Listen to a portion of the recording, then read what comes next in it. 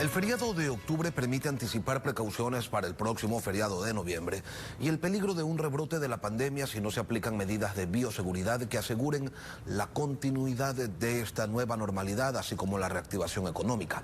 Daniel Simancas, director del Centro de Investigaciones de la UTE, buenos días y bienvenido a Contacto Directo.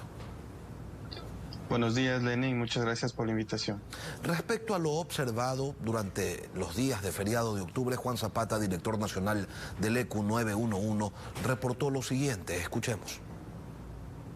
El director del sistema ECU 911, Juan Zapata, señaló que durante estos días de descanso no hubo ningún tipo de emergencias en los balnearios, en donde se monitoreó el distanciamiento a través de las cámaras de seguridad implementadas. La herramienta distanciados estuvo actuando en todo el operativo, no solamente mide aforo, sino el incumplimiento social. De cada 10 personas, 2 incumplieron el distanciamiento social. Incluso resaltó que el flujo de vehículos en las carreteras fue menor en comparación a feriados anteriores.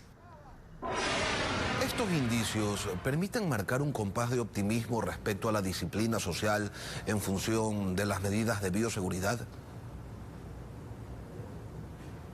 El primer feriado fue un feriado, si se quiere decir, exitoso porque hubo poca gente, poca movilización de personas. El segundo feriado ya hubo más en otras playas, por ejemplo, hay reportes en Montañita de aglomeraciones, de reuniones, de falta de distanciamiento, falta de uso de mascarilla, y nos vamos al siguiente feriado y lo que se ve y lo que se ha visto en el mundo es que la gente progresivamente va relajando las medidas y eso es peligroso para la curva epidemiológica. Precisamente eso queríamos mostrarle, Daniel, imágenes en donde se observan distintos balnearios del país y mire, ahí está, eso es playas, por ejemplo, General Villamil. No hay distanciamiento, el uso de la mascarilla es prácticamente una excepción y el coronavirus está allí, ¿no? Acechando permanentemente, es una realidad, no se ha ido. Entonces, frente a esto, ¿qué hacemos? Porque estamos también retornando a la normalidad y la gente está cansada del aislamiento y hasta del distanciamiento. Sí, hay que realizar campañas masivas de difusión a la población para no relajarse, para mantener las medidas de protección, porque el virus no ha pasado.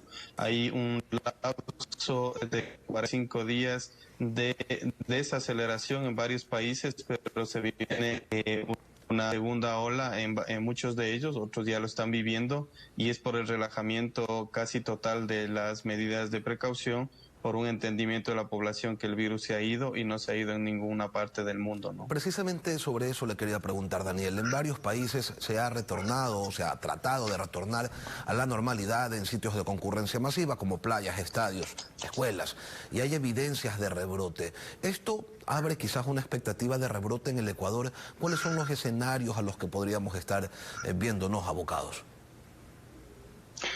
Bueno, el Imperial College nos da 3 escenarios. Siempre en epidemiología habrá 3 escenarios. Aumente las restricciones. Si usted aumenta las restricciones, disminuye los casos, estabiliza la curva y disminuye las muertes. Quita la saturación del sistema de salud. El segundo es mantener lo que estamos haciendo, es decir, las restricciones, pero uso obligatorio de mascarillas. Y el último es que disminuya las restricciones, lo que está pasando, es decir, que el uso de mascarilla no sea obligatorio, el distanciamiento tampoco, estamos viendo en muchas partes del país y lo que se avecina pues es un incremento, ojalá no sostenido, de los casos. Sin embargo, hemos visto pequeños picos en estas últimas semanas, pero que no son llamativos y que son datos alentadores porque la saturación del sistema sanitario ha disminuido, hay más rápido recambio de camas de hospitalización, las terapias intensivas continúan saturadas. Eso es efectivo, pero a la población es el mismo mensaje de siempre, ¿no? La única vacuna por estos momentos es el distanciamiento, la mascarilla, el lavado de manos, evitar aglomeraciones, reuniones.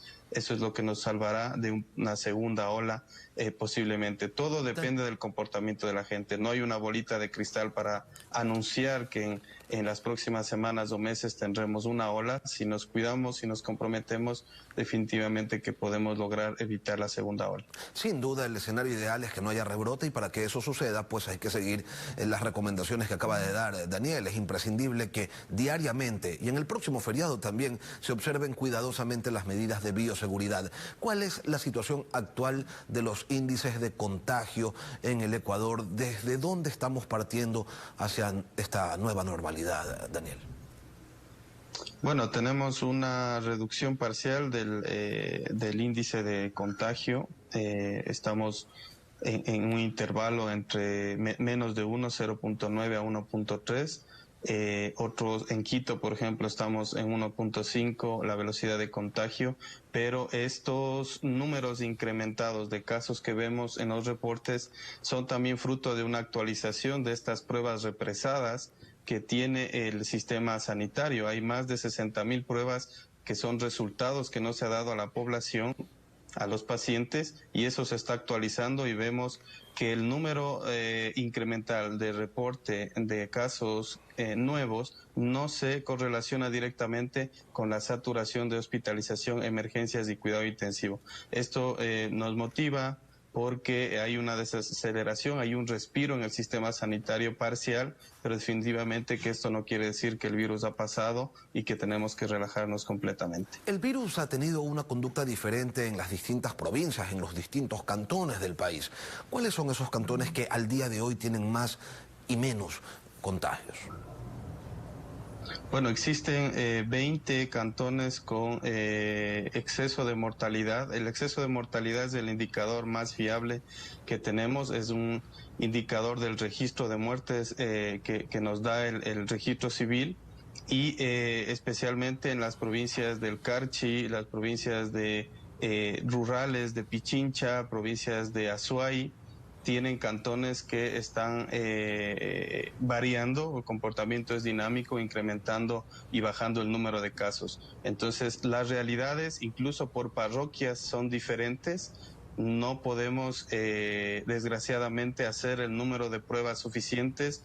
No tenemos un sistema de vigilancia epidemiológica que nos pueda determinar estas zonas calientes para incluso medir el riesgo diferencial en una u otra cantón o en una u otra parroquia. Esos datos no están disponibles para el análisis de la academia, pero los datos del registro civil sí, tenemos 20 cantones que están con exceso de mortalidad.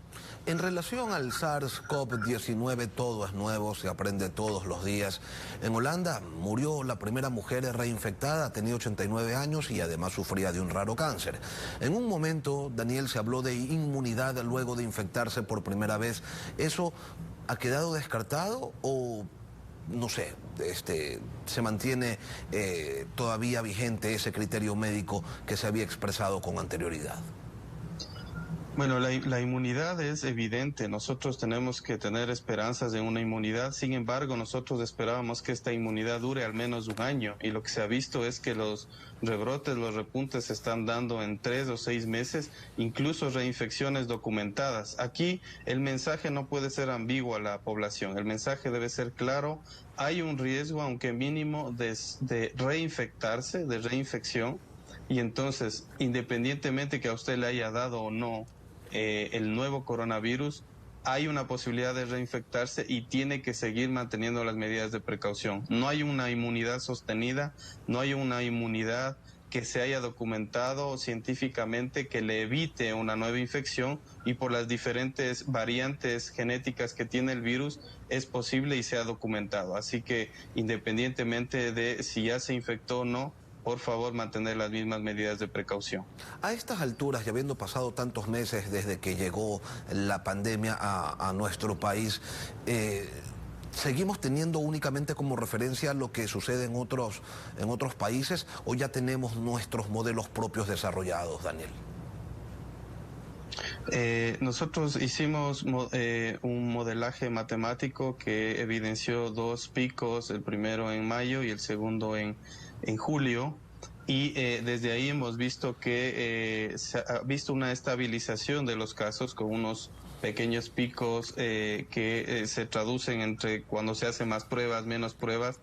Desgraciadamente los datos no nos ayudan, no hay liberación de datos de hospitalización, de egresos hospitalarios, y eso dificulta el análisis de la academia, y tenemos que seguir utilizando modelos internacionales que utilizan los datos que arroja el COE nacional, pero definitivamente que no transparentan una realidad. Perfectamente podríamos duplicar o triplicar los casos de cada cantón, de cada provincia, porque no hacemos el número suficiente de pruebas y no tenemos los datos reales, y eso impide. Tendrán que pasar 2 o 3 semanas desde el último feriado para que veamos con claridad qué es lo que nos depara el futuro. En caso de que haya indicios de rebrote, Daniel, ¿se debe volver a las medidas estrictas de bioseguridad del estado de excepción? Pero sobre todo, y quería preguntarle esto, ¿será capaz la población de hacerlo, desesperada como está por la reactivación, por el encierro y por el distanciamiento también? Yo creo, Len, que hay que ponerlo en la mesa, hay que decir a la ciudadanía que si no cumplimos las medidas de precaución, si no cumplimos el distanciamiento, si no nos cuidamos, probablemente, como otros países lo han hecho, tengamos que regresar a un confinamiento, y ese es el temor que hay que decirle a la ciudadanía. Sería gravísimo tener que regresar a un confinamiento por la grave situación económica. Nosotros no lo avisoramos, no pensamos en regresar a un confinamiento, pero si es que los casos se elevan de una manera dramática, si se colapsa el sistema sanitario, sí es una posibilidad regresar. Esperemos que la ciudadanía entienda que esta es la última medida, la última toma de decisiones que se podría dar en epidemiología. Hay otras: el distanciamiento, el confinamiento selectivo, el aumento de pruebas, la vigilancia, el aislamiento de enfermos, la búsqueda, el rastreo de contactos, que son estrategias que se deberían implementar ahora cuando hay menos velocidad de contagio, y parece que nos estamos demorando en tomar acciones cuando se ha desacelerado, y tratamos de reaccionar cuando tenemos los hospitales abarrotados de pacientes, y esa reacción es lo que causa el exceso de muertes, ¿no? Daniel, finalmente, ¿qué información hay sobre el desarrollo de una vacuna? ¿Cuán avanzadas están las pruebas y las investigaciones respectivas? Hay que ser cautelosos con eso, y yo soy muy positivo en el tema de vacunas. Rusia ha dicho que para enero podría hacer una distribución.